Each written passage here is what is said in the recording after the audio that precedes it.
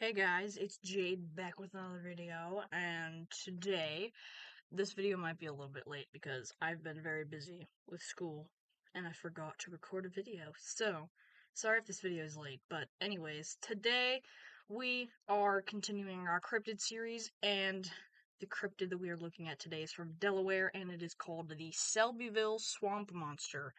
So, without further ado, let's get right into it.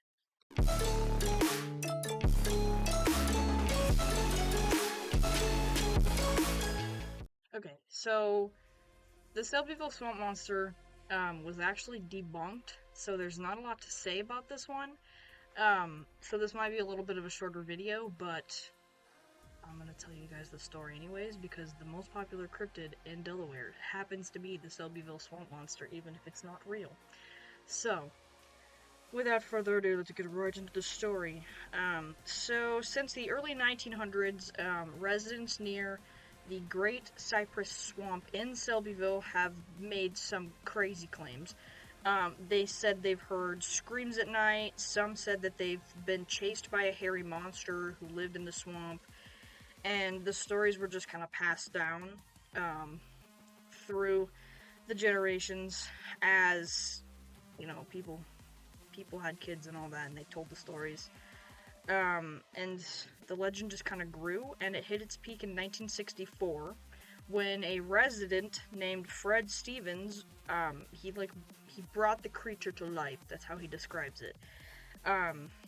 He says, it's quoted, "I was the swamp monster 50 years ago."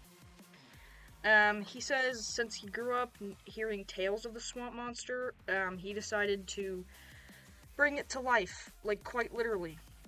So Stevens created a swamp monster costume using his Aunt Dorothy's raccoon fur coat. And it was all done with newspaper sales in mind because his friend, Ralph Grapperhaus, I guess, he worked for the local newspaper, and he was like, what if we did this? It would bring in so many people because they all would want to hear about this monster. So at night, Stevens would hide out along a little road that cut through the swamp, and he'd be dressed in his costume, and he had a bat, and it had a railroad spike sticking out of the end, which kind of reminds me of what Steve had in Stranger Things, but just a railroad spike instead of nails. But anyways, he would pounce on people when he saw them, and he'd jump out and scare them, and some of them would literally quit and run away before they even got close to him, and they'd just run down the road. And then Stevens would publish the stories of these incidents in the local paper, and the legend just grew and grew and grew. Eventually, visiting the swamp monster became a big attraction for young people, and they would sometimes bring offerings to the swamp monster. Oh my gosh. Some people would apparently throw chickens at him, which was apparently supposed to feed him. Oh my gosh. There was a whole mess of blood and chickens, and it was quite good, he said. This is what Stevens is saying right now. This guy sounds clinically insane. So, he said people would come as far as Dover and Salisbury, I guess. I don't know where those places are, but it says, but no amount of newspaper sales was worth the risk of this unorthodox job. He had to quit because so many people were coming back in pickup trucks, and they were half drunk and shooting at him with guns, and he said it was too dangerous, and he didn't want to actually hurt him or himself or anybody else. He says he still enjoys his swamp monster days, and he likes to talk to people who knew the legend of the swamp monster, and he says the chief of police in Selbyville actually uses this story to straighten up his kids. But yeah, that's about all there is to the swamp monster. It's not real. This guy came clean, and he said it wasn't real, it was just me. It was just a local legend. But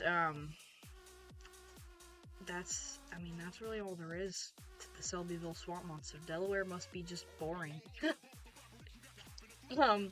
If you're from Delaware and you heard of this legend or you've heard of this guy, what was his name? Fred, I think. Fred Stevens. Let me know in the comments. Tell me your own stories. Maybe you encountered this guy. Maybe you threw a chicken at him.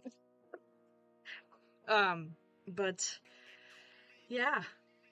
Maybe somebody from Delaware could give me a better cryptid that we could maybe cover if this video gets lots of likes.